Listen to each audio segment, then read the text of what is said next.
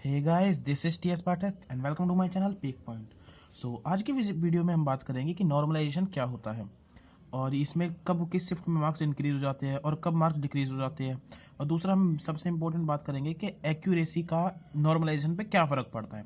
तो सबसे पहले मैं अपने बारे में आपको बता दूं कि एसएससी स्टेनोग्राफर 2018 में मेरी ऑल इंडिया रैंक 109 आई है और मेरे मार्क्स थे 157 और मुझे डीओपीटी का डिपार्टमेंट मिला है। और जो एनबीई है, नेशनल बोर्ड एग्जामिनेशन, इससे मेरी रैंक 2 आई है और ये भी स्टेनोग्राफी की थी है। और डीएसएसबी दास ग्रेड 4 में जो इसका भी मैंने एग्जाम क्लियर कर लिया है, इससे मेरे को ट्रांसपोर्ट डिपार्टमेंट मिला है। ये एलडीसी की जॉब है। और सीजीएल 2019 के प्री में मेरे 185 मार्क्स है आउट ऑफ 200। और इसमें से किसी की भी अभी मेरी ज्वाइनिंग नहीं हुई है, तो इसलिए जो भी मेरे पास खाली टाइम है मैं इसलिए आपको गाइड कर रहा हूँ। तो चलिए शुरू करते हैं। तो सबसे मेन बात है एक्यूरेसी। क्या एक्यूरेसी का नॉर्मलाइज में फ़र्क पड़ता है? तो एक्यूरेसी का कोई भी फ़र्क नहीं पड़ता है। आपके गलत होने से कोई मतलब नहीं है कि अगर आपके ज़्यादा गलत है कम गलत है और तो आपके जो नॉर्मलाइज मार्क्स है वो इंक्रीज़ हो गया डिक्रीज़ हो गया, नहीं, कोई भी फ़र्क नहीं पड़ता। तो मैं बता दूँ कि मार्क्स इंक्रीज़ कब होते हैं।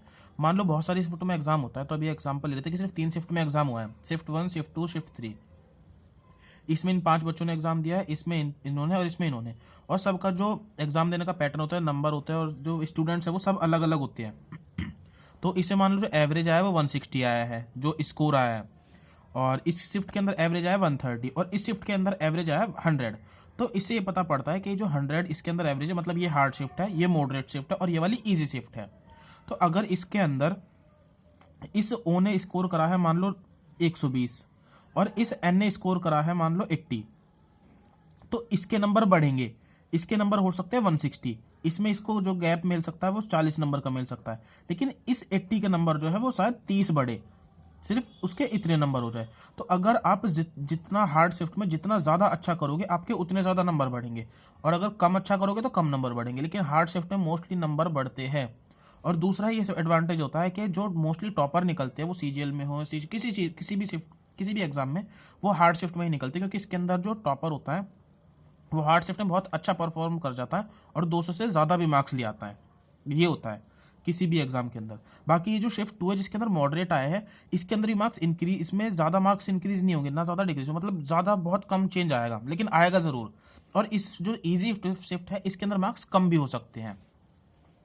तो बाकी ये डिपेंड करेगा। और जैसे कि मैं आपको एग्जांपल देता हूँ, जो ये एसएससी का एग्जाम हुआ था स्टेनोग्राफर वाला, इसमें मैंने 196 अटेम्प्ट करे थे लगभग। तो इसमें जो मेरा रॉ स्कोर आया वो 141 आया है और ये इंक्रीज हो गया है 157 पे, मतलब मेरे 16 नंबर बढ़े पूरे। और जबकि अगर मैं देखूँ 196, तो लगभग मेरे 40 क्वेश्चन एज इट इज़ गलत हो चुके हैं, मतलब 40 क्वेश्चन मेरे गलत हुए लेकिन फिर भी 16 नंबर बढ़े। तो इससे पता पड़ता है कि जो एक्यूरेसी का है उससे कोई फर्क नहीं पड़ता। बाकी मैंने और बहुत जगह सर्च रिसर्च देखा था कि बढ़ते हैं नंबर या घटते हैं या एक्यूरेसी का कोई फर्क पड़ता है, तो हर जगह से मेरे को यही पता पड़ा कि एक्यूरेसी का कोई भी फर्क नहीं पड़ता है। और ये मैंने खुद अपनाई भी है, ऐसी बात नहीं है। बाकी जो सीजीएल वाला था उसमें मैंने 97 के करीब अटेम्प्ट करे थे, तो उसमें जो मेरा रॉय स्कोर आया वो 163 आया है और जो इंक्रीज हो गया 185। इसमें भी इतने नंबर का गैप देखने को मिला है। और जबकि इसमें मेरे बहुत से नंबर तो गलत, लगभग 10 क्वेश्चन लगभग गलत हो गए होंगे मेरे। तो अगर इसका देखा जाए तो लगभग 81 मेरे क्वेश्चन ठीक है और जो है 16 ये गलत है, लेकिन फिर भी मेरे नंबर इंक्रीज हुए। मतलब हर कंडीशन में जो है एक्यूरेसी का कोई भी फर्क नहीं पड़ता है। बाकी अब बहुत से स्टूडेंट पूछते हैं कि हमें कितने अटेम्प्ट करने चाहिए, तो मैं आपको एग्जांपल बता देता हूँ।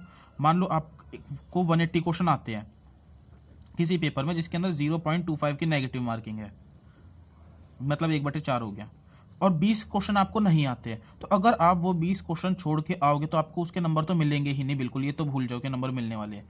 लेकिन अगर मान लो आपने तुक्के भी मार दिए, लॉजिकल इसमें गैस कर दिया और आपकी गलती से 4 ठीक चले गए और 16 गलत चले गए, तो ये जो इसकी नेगेटिव मार्किंग होगी ये नेगेटिव के 4 हो जाएंगे और इस 4 से ये 0 हो जाएगा। मतलब आपको ना तो कोई गेन हुआ ना लॉस हुआ। लेकिन अगर यहाँ का गलती से एक और क्वेश्चन ठीक चले जाता तो आपको 1 नंबर बेनिफिट का मिल जाएगा। तो अगर आपको लगता है कि 20 में से आपके 4 क्वेश्चन बिल्कुल ठीक चले ही जाएंगे या 4 से ज़्यादा भी ठीक जा सकते हैं, तो आपको जितने अटैम्प्ट तो आप पूरे करके आइए 200 में से 200। लेकिन तभी जब आपको कॉन्फिडेंस हो कि 20 में से 4 ठीक चले ही जाएंगे। मेरे को हर बार कॉन्फिडेंस होता है कि 20 में से 4 तो मेरे ठीक चले जाएंगे, इसलिए मैं 200 में से 200 अटैम्प्ट करके आता हूँ हर बार। जितने भी अभी तक मोस्टली एग्जाम हुए हैं मैंने लगभग पूरे करे। एनबीए में भी मैंने 200 के 200 अटेम्प्ट करे थे, डीएसएसबी में भी 200 अटेम्प्ट करे थे, और एसएससी में लगभग 197 के अप्रोक्स अटेम्प्ट करे थे, और इन तीनों में नंबर आ गया। बाकी सीजीएल में मैंने 97 तक अटेम्प्ट कर दिए थे। तो बाकी जितना हाई स्कोर आप सोचो कि जितने ज़्यादा अटेम्प्ट कर सकते हो उतने अटेम्प्ट करके आना पेपर में। अगर आपको कॉन्फिडेंस हो कि 20 में से कम 4 तो ठीक चले ही जाएंगे, और जहाँ 0.33 की नेगेटिव मार्किंग होती है वहाँ थोड़ा आप रिस्क कम लो, क्योंकि इसमें 0.1/4 वाले में रिस्क ले सकते हैं, लेकिन इसमें कम लो जितना हो सकता है। और बाकी जो कट ऑफ बनती है किसी भी एग्जाम की, वो नॉर्मलाइज्ड मार्क्स के ऊपर बनती है। वैसे जो अभी कट ऑफ गई है सबसे कम, वो सबसे कम गई है, या डीओपीटी के देख लेते हैं हम, जो कट ऑफ गई है एसएससी स्टेनोग्राफर में, वो गई है 150 गई है। लेकिन अगर जो मेरे रॉ मार्क्स है ना वो 141 थे, तो उसे नहीं देखा जाएंगे। हमारे जो नॉर्मलाइज मार्क्स है जो 157 है, उससे हमारी कट ऑफ देखी जाएगी। तो मेरे 150 से ज़्यादा नंबर थे, इसलिए मेरे को डीओपीटी मिल गया। तो जो कट ऑफ बनती है वो हमेशा नॉर्मलाइज मार्क्स पे बनती है। तो बाकी आप जो डिस्क्रिप्शन में उसका टेलीग्राम का लिंक दिया हुआ है, टेलीग्राम ग्रुप का, आपको जो भी क्वेश्चन पूछना है वो पूछ सकते हैं। और वीडियो अच्छी लगी है तो please like share and subscribe my channel. Thank you.